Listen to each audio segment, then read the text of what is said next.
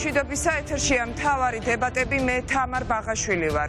ფიზიკური და ფსიქოლოგიური წამების და არაადამიანური მოპყრობის შემდეგ, რომლის ამსახველი ვიდეო კადრები ჩვენ ყველა მერთად პირდაპირ ეთერში უკვე ვნახეთ, ხელისუფლებამ მიხეილ სააკაშვილის მიმართ ფარმაკოლოგიური წამების ეტაპიც დაიწყო. ეს არის წამების ერთ-ერთი მეთოდი, მართალია უფრო ნაკლებად გავრცელებული, თუმცა ის ზუსტად ისეთივე ზიანს აყენებს ადამიანის ჯანმრთელობას და ზოგჯერ უფრო მძიმესაც, როგორც მაგალითად ფიზიკური ზემოქმედება და წამება. მესამე პრეზიდენტს დაუნიშნეს ძლიერ მოქმედი ფსიქოტროპული მედიკამენტები არასწორი დოზირებით, რაც მის მდგომარეობაზე ნეგატიურად აისახება. ცენტრ ემპათიას ხელმძღვანელი მარიამ ჯიშკარიანი დღეს სკანდალურ განცხადებას აკეთებს და ამბობს, რომ ამ პრეპარატების არასწორი გამოყენების გამო იუსტიციის სამინისტროს პასუხის გაცემა აუცილებლად მოუწევს, მათ შორის სტრასბურგის სასამართლოში. სწორედ მარიამ ჯიშკარიანი იქნება დღეს ჩვენი სტუმარი, ოდნავ მოგვიანებით ის ახლა იმყოფება გორის სამხედრო ჰოსპიტალში და ხვდება მიხეილ სააკაშვილს. პირდაპირ ეთერში კი შემოგვიერთდება მას შემდეგ, რაც მიხეილ სააკაშვილთან შეხვედრას დაასრულებს და უფრო დეტალურად მოგვიყვება წამების რა ფორმას იყენებს ხელისუფლება საკნად გადაკეთებულ სამედიცინო პალატაში ახლა ქვეყნის მესამე პრეზიდენტის წინააღმდეგ. მანამდე კი რეჟიმის პარანოია ისევ გრძელდება. მესამე პრეზიდენტის პატიმრობა ხელისუფლებისთვის, როგორც ჩანს, საკმარისი სულაც არ არის. მთავარი ოპოზიციური პარტიის ლიდერი ნიკა მელია სახელმწიფო უსაფრთხოების სამსახურშია დაბარებული. გზავნილი ლილუაშვილის უწყებიდან მელიამ სულ რამდენიმე საათის წინ მიიღო და სოციალურ ქსელში დაწერა: რეჟიმის პარანოია გრძელდება. სიამოვნებით ჩავიბარებ უწყებას და პირადად დეტალურადაც მოგიყვებით, როგორ დასრულდება ივანიშვილის რეჟიმი. მაგას რომ ხედავდე, ნოსტრადამუსობა ნამდვილად არაა საჭირო. შეაბრუნებს თუ არა ისევ ციხეში ბიძინა ივანიშვილი გავრილოვის ყოფილ პატიმარს, რომელიც ციხიდან ევროპელმა პარტნიორებმა ერთხელ უკვე გაათავისუფლეს. უფრო მეტ, სახელმწიფო გადატრიალების საქმეზე ნიკა მელია სულ რამდენიმე წუთში თავად მოგვიყვება მთავარი ოპოზიციური პარტიის ლიდერი გახსნის სწორედ დღეს ჩვენს დღევანდელ გადაცემას. ასევე ჩვენი სტუდიის სტუმრები იქნებიან ოპოზიციის ლიდერები, მათთან ერთად გავიგებთ პასუხს კითხვაზე, როგორ უნდა დააღწიოს თავი მიხეილ სააკაშვილმა პუტინის პოლიტიკურ ტყვეობას. გადაცემის ბოლო ნაწილში კი თია წულუკიანის კულტურას შევაფასებთ თაკო ჩარკვიანთან ერთად, ოპოზიციის წევრი და მთელი მისი ოჯახი კულტურის მინისტრის სიძულვილის განსაკუთრებული სამიზნე გახდა. მას ასე მთავარი თემებით და მთავარი სტუმრებით ჩვენ მთავარ დებატებს ვიწყებთ.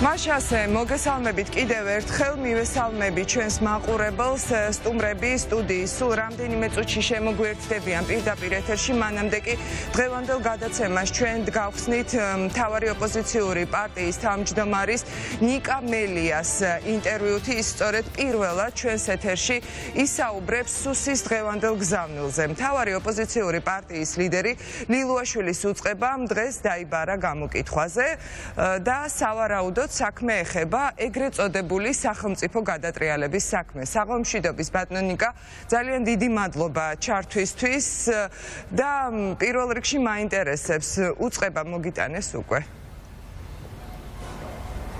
მადლობა პირიქით თამარ მოწვევისთვის. არა, უწყება არ მოუტანიათ.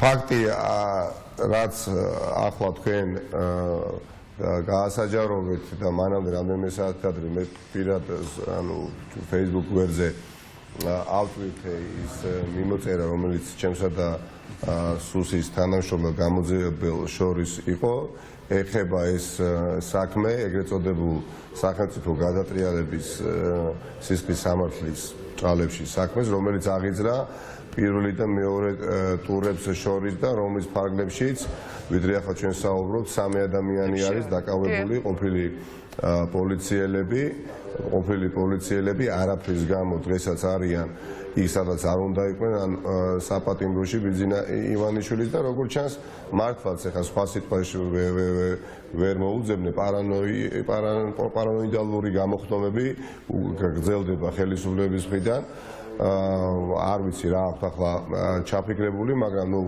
მე შემიძლია გითხრათ რომ იმდენად მართლაც სამარცხვინოა ყველაფერთან ერთად და ამ სიცხეს მე როგორც ერთი რიგითი მოქალაქე და არა უბრალოდ პარტიის თავმჯდომარე ვგრძნობ რომ ყავს ჩვენ რეჟიმი რომელიც ახლა უყურებს სატელევიზიო გადაცემებს პოლიტიკოსების გამოსვლებს, ინტერვიუებს და ამის შემდეგ მათ ნებასურვილის მიხედვით ისინი იღებენ გადაწყვეტილებებს დაიბარონ თუ არ დაიბარონ სუშის შენობაში ესა თუ ის პოლიტიკოსი. ხო, ასეთ შემთხვევაში მათ მიიღეს გადაწყვეტილება რომ ნიკა, თქვენ რას ფიქრობთ, რა განცხადება შეიძლება უკავშირდებოდეს სუში თქვენი დაბარება? ანუ რა კონკრეტული განცხადება აქვს მხედველობაში ხო მაგალითად? ეხლა დღეს მაგალითად ჩვენ მსჯელობდით გადაცემის დაწყებამდეც და ოპოზიცია აი მართლა ხაზგასმით კონსტრუქციულია ამ თუნდაც აი ამ საპროტესტო აქციების პერიოდში,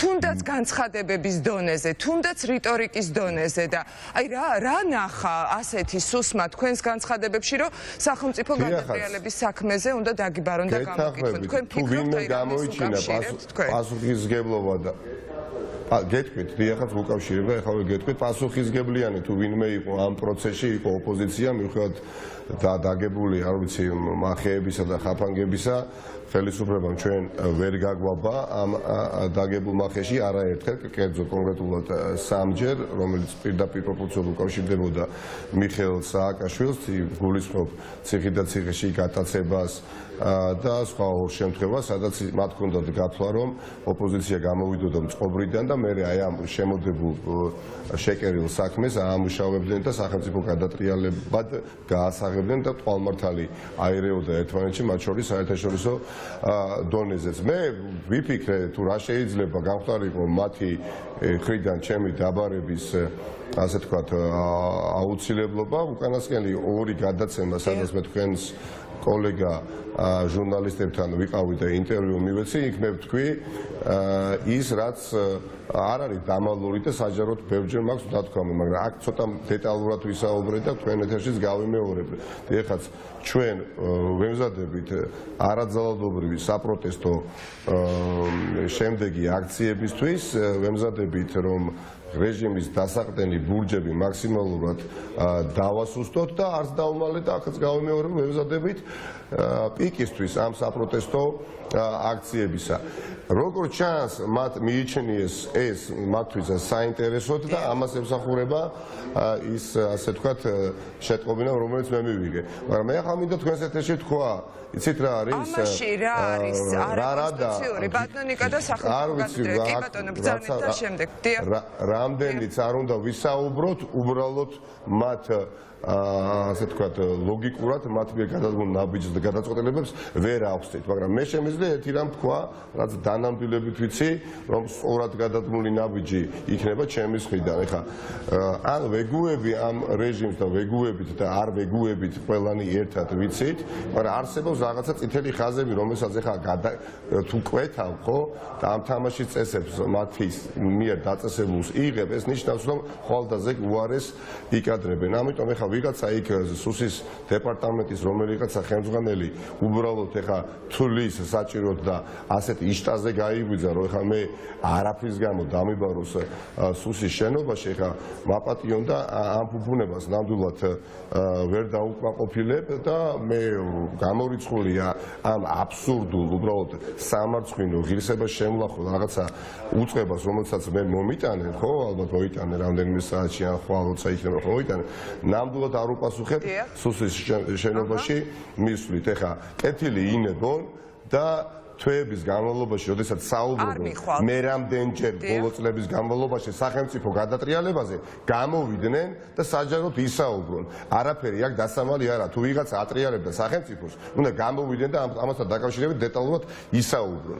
და იმაზეც ისაუბრონ, თუ რამ გამოიწვია ასე ვთქვათ, ჩემი მათ უწყებაში დაბარების აუცილებლობა. ესეც მოყვნენ მათ შორის თქვენს ეთერში.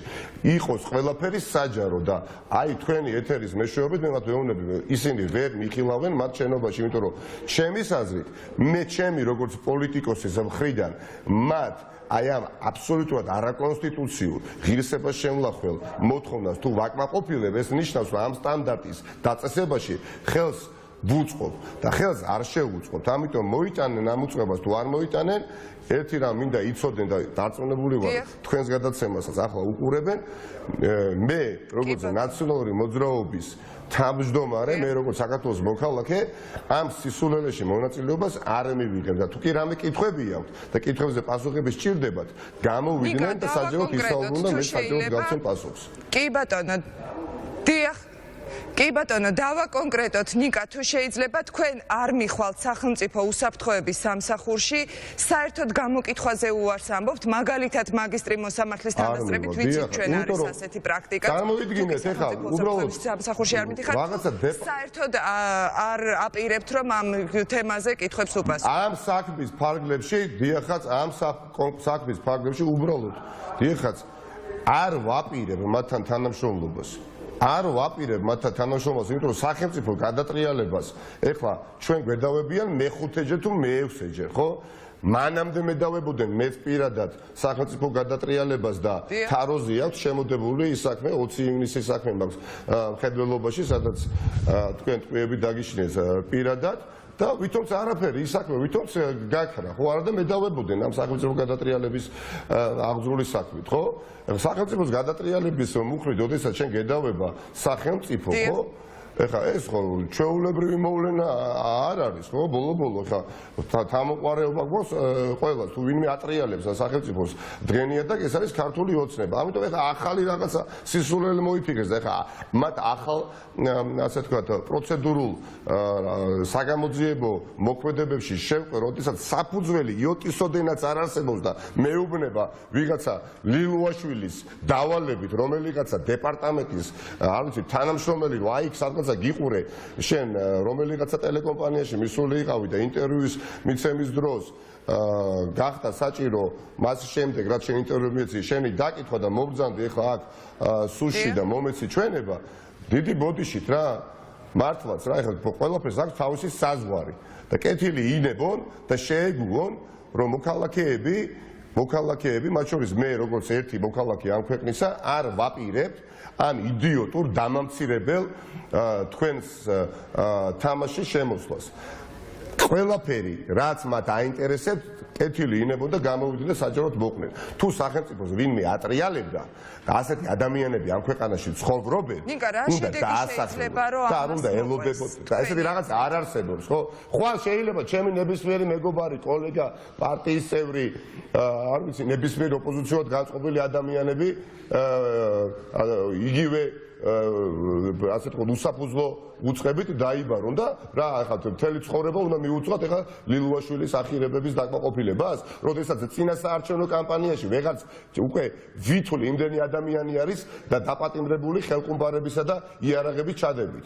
რამდენი ადამიანია? 13 ადამიანია დაკავებული წინასწარ პატიმრობაში არიან, ორთვიან წინასწარ პატიმრობაში არიან. ისინი არაფრის გამო, მხოლოდ იმიტომ, რომ ოპოზიციის ხარდაჭერები იყვნენ და ვიღაცებს სახში ჩაუდეს ხელყუმბარა და ვიღაცას ჩაუდეს იარაღი. და აღარ ვსაუბრობ ტროტუარზე უბრალოდ მშვიდობიანი მანიფესტანტების დაკავებაზე. და არ გაუვათ ეს სტანდარტი რა, მართლაც არ გაუვა. ეხლა რაღაც ახალი სისულელე გუნდათ რომ მოგვახვიონ თავს რომ პოლიტიკოს უსმინოს ეხლა სუსის თანამშრომელობა ტელევიზიით უსმინოს და მე გადაწყვიტოს დაიბაროს თუ არა და ზეგაც რო გადაწყვიტოს ვიღაცა უსაქმურობით სუში და ზეგაც რო დამებოს ზეგაც უნდა მივიდე და მაზეგაც რო დამებაროს მაზეგაც იმიტომ რომ ვიყავი უბრალოდ რომელიღაცა ტელეგადაცემაში და მივიღე მონაწილეობა და როგორც პოლიტიკოს ეხა მე უნდა მქონდეს ვალდებულება ვისაუბრო ისე როგორც სუს სიამოვნებს რომ არ გავხდე დაბარების ასე თქვათ რიგებში მდგომი ადამიანი ესენი დაბარებას ეძახიან და საგამოძიებო მოქმედებას ეძახიან და მე ამ ყველაფერს ვეძახი უბრალოდ სახელმწიფოს მიტაცებას რის ფარგლებში ჩვენს გრისებაზე მიდი მოდიან თქვენი დაკავებისკენ ანუ არის თუ არა ახლა არა რის ხო მართლა ჩავით ხო არა და რა მე რას მოი თუ რა მიზანი აქვს არა ვიცით რა რაღაცას ხო აქ ხა საფუძვე ვერ არ მესმის მართლა რაც არ მესმის უბრალოდ სხვა არაფერი ამ ქვეყანაში არ ფუნქციონირებს გარდა სუსისა და დიახაც სანამ ჩვენ ძალიან ხმამაღლად არ მოვახერხებთ მესმის ძალიან დაძაბული ვითარება მესმის რომ ჩვენ აქცენტები გადატანილი გვაქვს ქვეყნის მესამე პრეზიდენტის დახსნისკენ და რაც არის ნომერ პირველი ჩვენი ამოცანა მაგრამ ის ყველაფერი რაც მიხეილ სააკაშვილს უკავშირდება დიახაც კეთდება პირველ რიგში სუსის მიერ და სუსის ხელით და ეს სუსი ეს მართლაც გათავხედებული უწყება რომელმაც 100 მილიონით გაიზარდა ბიუჯეტი იმ ქვეყანაში სადაც სული ძრება შიმშილით საქართველოს მოქალაქეებს მხოლოდ და მხოლოდ იმით არიან დაკავებულები რომ მართლაც იმებში შემოგვიძვნენ სახლებში სხვადასხვა ოთახებში და სასულიერო პირების მიყურადებით დაწყებული არ ვიცი არაფერი არ დატოვეს წმინდა და ამის ფაქტები ხო გასაჯაროვდა და თითქოს ჩრდილში მოექცა დიახაც ნომერ პირველი ამოცანარი აი ამ რეჟიმის ჩამონგრევა როდესაც აი ამ რეჟიმს დასახდნენ ბურჯებს ჩვენ ჩამოვუნგრებთ დიახაც მიხეილ სააკაშვილის და სხვა პატიმრების გათავისუფლებაც იქნება მხოლოდ და მხოლოდ დროის საკითხი ეს ადამიანები აცნობიერებენ რომ არაფერზე ადგანან გარდა პოლიციური ძალებისა გარდა აი ამ 100 მილიონ გაზრდილი ბიუჯეტით სუსის თანამშრომლებისა და ეხლა უბრალოდ ვიღაცას პულტი უჭირავს თამარ ხელში ზის მოდულის შენობაში უყურებს ცალკეული პოლიტიკოსების გამოსვლას სხვადასხვა ეთერებში და მე იღებენ გადაწყვეტილებას მოდი ეხლა ის დავიბაროთ მოდი ეხლა ამას ჩვენება მივაც სიმართლეში და ეხლა დაიბარეთ საკუთარი ოჯახის წევრები ამ აბსურდულ და დამამცირებელ საქმის ფარგლებში და თუ კი სახელმწიფოს გადატრიალებას ვიღებს ვიღაცა ნაციონალურ მოძრაობაში წელების განმავლობაში ვახორციელებდით 8 წელიწადია მე მგონი 5 ჯერ აღძარით საქმე სახელმწიფო გადატრიალებით და მორჩა გათავდა რა მართლაც ეხა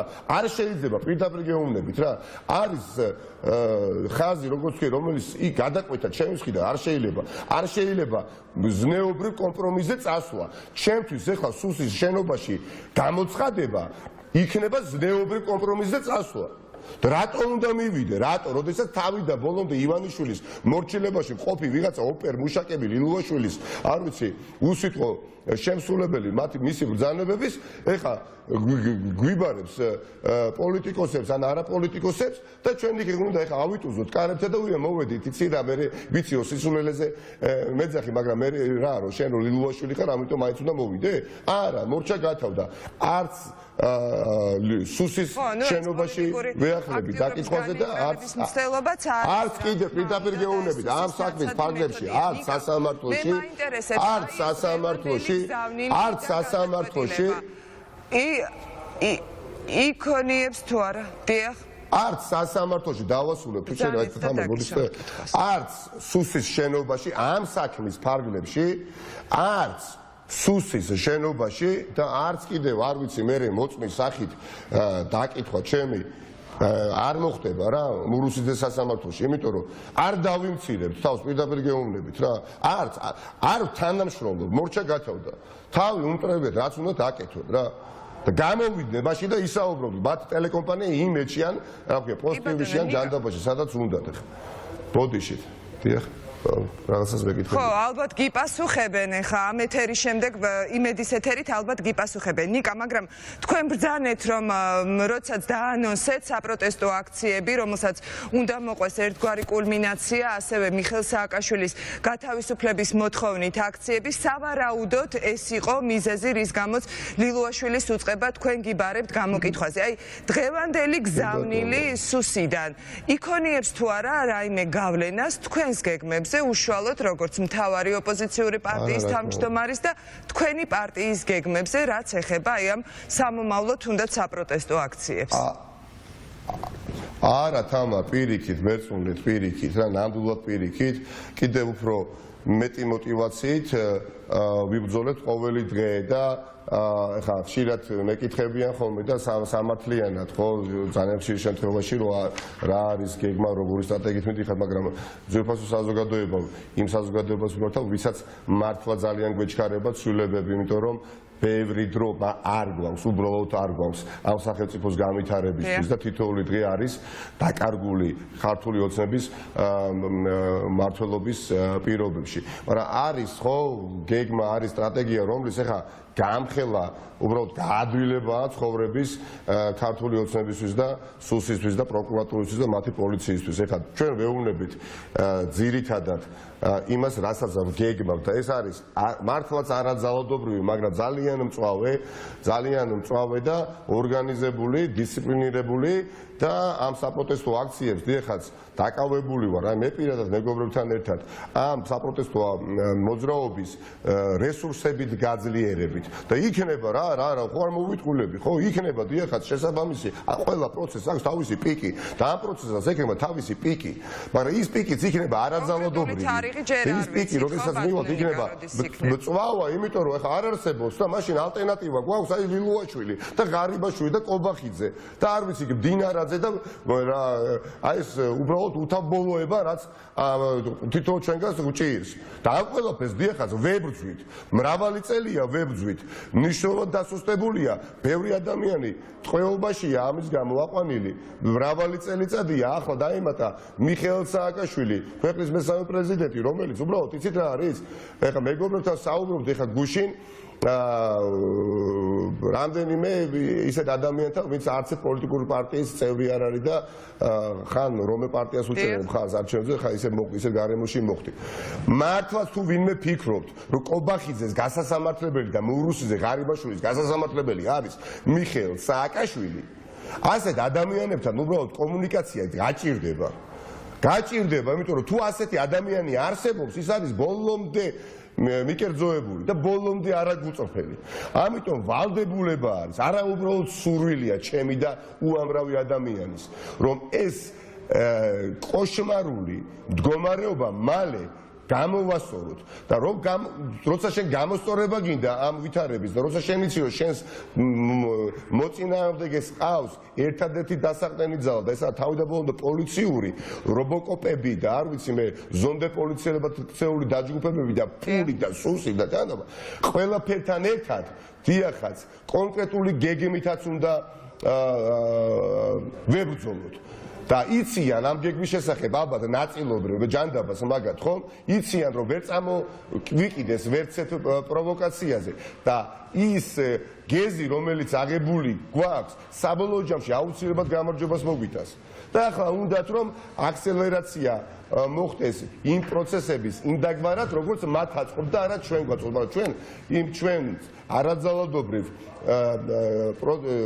საპროტესტო მოძრაობის კალაპოტინგად ვერ ამოგვაგდებენ იმიტომ რომ ჯერა მართალ ჯერა და იმ ნაწილს პატარა კარგით ბატონი მე გითხეთ კონკრეტული თარიღი ხომ არ შეგიძლიათ დღეს რაიმე დაასახელოთ მაგალითად საპროტესტო აქციის და მე ბოლო კითხვას დაგისვამთ მომდენო კვირიდან იქნება სხვადასხვა ქალაქებში სხვადასხვა ფორმატის, სხვადასხვა სიმრავლის, სხვადასხვა რიცხოვნების, სხვადასხვა სახისა და შინაარსის აქციები, ისევე როგორც თბილისში, მაგრამ პარალელურად ბევრი სხვა მიმართულებებით მუშაობთ რა ნამდვილად ეს ყველაფერი გამოჩნდება შეუმჩნეველი ვერ დარჩება რა მერწმუნეთ და პირველ რიგში თქვენ ჟურნალისტები და არა მხოლოდ ამ ყველაფერს დაინახავთ ამის მიღმა რა თქმა უნდა ძალიან აქტიურად მუშაობს სპეციალური ჯგუფი ჩვენი პარტიიდან წარმომადგენლები ასევე უცხოელებთან ჩვენს პარტნიორებთან რომლებიც თავიდან ბოლომდე დაწემოდნენ რომ ჩვენი ამოცანა არის დიახაც ცვლილებები ჩვენი ამოცანა არის მიხეილ სააკაშვილის გათავისუფლება და სხვა ჩვენი მეგობრების ხახდო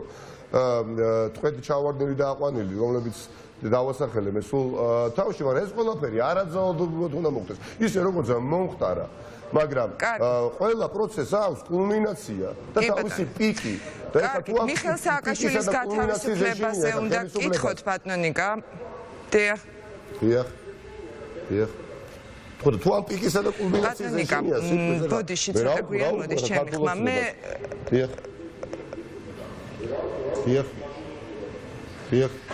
ბატონიკა, მე ვიმყოფებოდი ბოლო სასამართლოს ხდომაზე, რომელიც ეგრეთ წოდებული პიჯაკების საქმეზე გაიმართა მიხეილ სააკაშვილის სასამართლო პროცესზე. ალბათ ადევნეთ თქვენს თვალყური მის სასამართლოს და იცით მისი გამოსვლის შინაარსი. ის საუბრობდა იმაზე, რომ არის დღემდე წამების და არაადამიანური მოპყრობის მსხვერპლი. მან კიდევ ერთხელ ილაპარაკა რა გზა გაიარა, მაგალითად იგივე რუსთავიდან გლდანის ციხეში გადაყვანამდე და მან თავად ახსენა, ჩვენ მოგვიანებით გვექნება საუბარი ფსიქოტროპულ წამლებზე, თუმცა მიხეილ სააკაშვილმა თავადვე ახსენა თავის გამოსვლაში თუნდაც ფსიქოტროპული წამლები, რომელსაც მას აძლევენ და საერთოდ ისაუბრა მის მიმართ წამებასა და არაადამიანურ მოპყრობაზე. აი ასეთ პირობებშიც კი მიხეილ სააკაშვილი, ქვეყნის მესამე პრეზიდენტი, მაინც საუბრობდა კონსოლიდაციაზე და კონსოლიდაციის აუცილებლობაზე. თქვენ როგორ ფიქრობთ, რა შეიძლება იყოს ოპოზიციის კონსოლიდაციის, ასე ვთქვათ, საფუძველი, ან როგორ გესახებათ საერთოდ შესაძლებელია, რომ აი ეს საპროტესტო მუხტი, საპროტესტო აქციები, რომელზეც მაგალითად თქვენ საუბრობთ, იყოს ოპოზიციის კონსოლიდაციის საფუძველი, შეიძლება ესეთი რაღაცა მოხდეს ან ველოდოთ? დიახ, პირველ რიგში წამების და არადამიანურ მოპყრობასთან დაკავშირებით, დიახ, მიხეილ სააკაშვილი კონკრეტულად საუბრობდა თუ რა მოხდა და რა მდგომარეობაში ყავდათ იგი, რაც ვიცოდით თქვენი მეშვეობით, ხო? ასევე ტელევიზიებს გულისხმობ, მაგრამ ბარემ იმასაც ორი სიტყვით ვიტყვი, რას ემსახურებოდა მის წინააღმდეგ არაადამიანური მოპყრობა. აი აქ ჰქონდათ, დიახაც, სად იყო ძაღლისთავი დამახული ქართული ოცნებისა, დიახაც, მათ ერთის მხრივ უნდოდათ, რომ მიხეილ სააკაშვილის წინააღმდეგ აი ესეთი არაადამიანური საქციელი ნორმათექცია და მეორეს მხრივ უნდოდათ, რომ ჩვენ მისი ხარდაჭერები, ის ადამიანები, რომლებიც არ არიან არც ნაციონალურ მოძრაობის ხარდაჭერები, არც მიხეილ სააკაშვილის ხარდაჭერები, მაგრამ სოლიდარულები იყვნენ მიხეილ სააკაშვილის მიმართ, ხო? აღმოჩენილიყავით იმ მდგომარეობაში, რაც ძალიან მძიმე დიახაც შეცდომას დაგვაშვებიერდა და მე დარწმუნებული ვარ, რომ ეს გეგმა არსებობდა და მიხეილ სააკაშვილის ბოლომდე იზოლაციაში მოაქცევდნენ. ეხლა ბიძინა ივანიშვილს სურდა მიხეილ სააკაშვილის მის წარმოსახვაში გატეხვა. ბიძინა ივანიშვილს წარმოედგინა თუ რაც ეს ეთამაშებოდა, მაგრამ ამ გეგმის აღსრულებისთვის მას სჭირდებოდა, რომ რაღაცა ჰიპოთეტური საქმე ყოფილიყო ხორცს შესხმული და ეთქვა, რომ აი ეს ადამიანები სინამდვილეში მიხეილ სააკაშვილის გათავისუფლებისთვის კი არ იბრძვიან, სახელმწიფოს გადატრიალებისთვის იბრძვიან და ამას არ მალავდნენ უცხოელ ჩვენს პარტნიორებთან. ამას არ მალავდა სუსი და გამოვიდა და თქვა, რომ მიხეილ სააკაშვილი ციხიდან გეკმავს სახელმწიფოს გადატრიალებასო. და ამის შემდეგ კიდევ უფრო ძიმე მდგომარეობაში ჩაგდება სააკაშვილი ისევ ბიძინა ივანიშვილის ტყვეობაში გამოტანიც არ იქნებოდა თამა. ინფორმაციის გამოტანიც არ იქნებოდა. გეგმა მოიყვანეს სრულეში, დიახ. არა, ადვოკატებს არ მიეცემოდა შესვლის შესაძლებლობა, დაწესებული ვარ. არც პირად ექიმს მიეცემოდა შესაძლებლობა მიხეილ სააკაშვილთან შესვლის და სრულ იზოლაციაში იქნებოდა. დიახაც, მე ხა არ დაგიმოლა, თუ არ იქნება, სანამ მიხეილ სააკაშვილი არის ტყვეობაში, სანამ მიხეილ სააკაშვილი არის იქ, სადაც არ უნდა იყოს, სამოქალაქო თანხმობა ვერ შედგება, სამოქალაქო სიმშვიდე ვერ იქნება.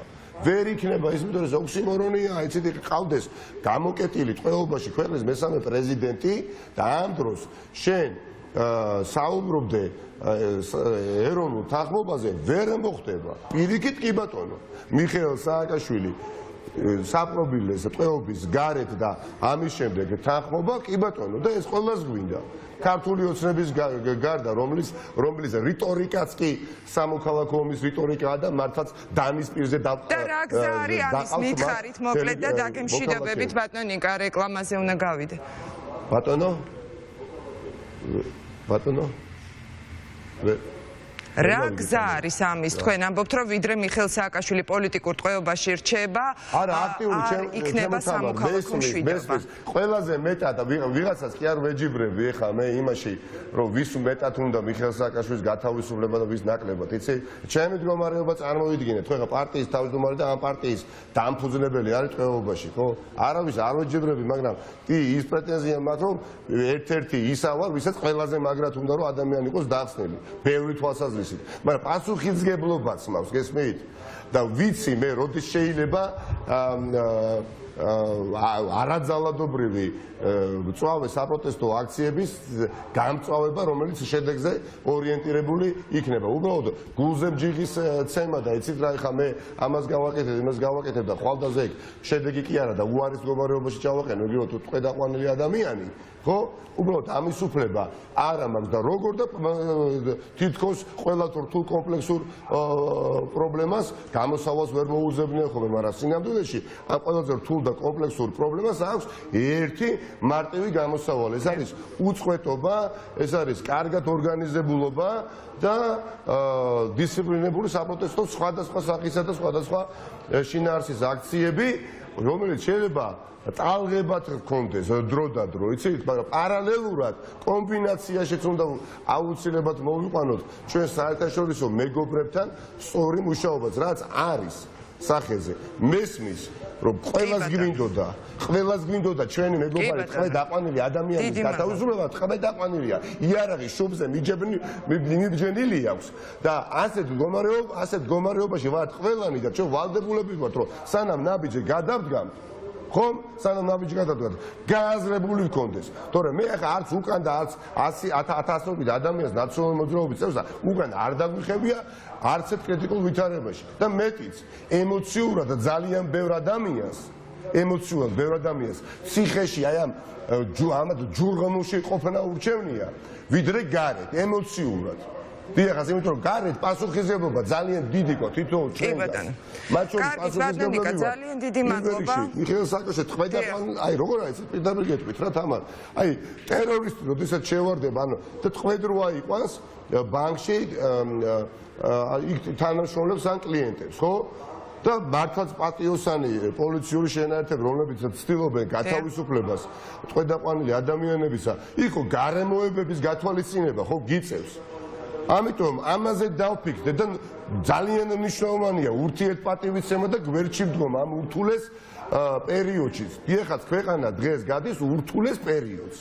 ურთულეს პერიოდს, სადაც წარმატების მიღწევა მხოლოდ შესაძლებელი გახდება, რაც ვისაუბრე ორგანიზებული დისციპლინირებებით, მაგრამ კიდევ უფრო მნიშვნელოვანია და ეს კომპრომიტი თუ არ არსებობს ერთობის გარეშე პრაქტიკულად შეუძლებელი გახდება. ერთმანეთს ნიშანს არ უნდა ვუგებდეთ, იცით, იმიტომ რომ ყველა ამ მდგომარეობაში ვართ. და ჯერა მიხეილ სააკაშვილმა დიდი წვლილი უკვე შეიტანა ამ რეჟიმის დასუსტებაში. ახლა არის შემდეგი მეორე ეტაპით შეტევა არაძვალადობრივი მისატანი ამ რეჟიმზე და ამ ყველაფრისთვის ეხლა ზავარვიცი ამასაც ჩათვლი მეტყობა ამ ყველაფრისთვის ვმუშაობთ და აი ეს არ ვიცი სუსში ძალიან დიდი მადლობა. ნიკა, დიდი მადლობა. წარმატებას გისურვებთ. ტყვეობაში პოლიტიკური მართლმსაჯულება დასრულდეს და ცვლილებები დადგეს ამ ქვეყანაში, ხო? როგორც ჩანს არის, არ ვიცი, სახელმწიფო გადატრიალების ნიშნების შემცველი, არ ვიცი, რა გიქნათ, ამის მეც ვერ ვიტყვი. მოკლედ გამძლეობას გისურვებთ. ძალიან დიდი მადლობა ნიკა, წარმატებას გისურვებთ და იმედია ბიძინა ივანიშვილის ხელისუფლების გადაწყვეტილება კიდევ ერთხელ არ იქნება თქვენი კვლავ საპატიმროში ჩასმა და ამ გადაწყვეტილებას აღარ მიიღებს ივანიშვილის რეჟიმი წინააღმდეგ შემთხვევაში რა თქმა უნდა ჩვენ ისევ ვიბრძოლებთ ყველა პოლიტიკურად დევნილი პატიმრის უფლებებისთვის, მაგრამ იმედია ნიკა მელიას შემთხვევაში ეს ასე აღარ მოხდება. ჩვენ სულ რამდენიმე წუთში რეკლამის შემდეგ დავბრუნდებით პირდაპირ ეთერში ძალიან მძიმე განცხადება გააკეთა დღეს ცენტრ ემპათიის ხელმძღვანელმა მარიამ ჯიშკარიანმა. ის ამ წუთებში იმყოფება სწორედ მიხეილ სააკაშვილთან შეხვედრაზე და ველოდებით მის გამოსვლას რომ ჩავთოთ პირდაპირ ეთერში, თუმცა მანამდე ჩვენ სტუმრებთან ერთად ვისაუბრებთ ამ თემაზე. რამდენიმე წუთში ჩვენ კვლავ პირდაპირ ეთერში ვართ.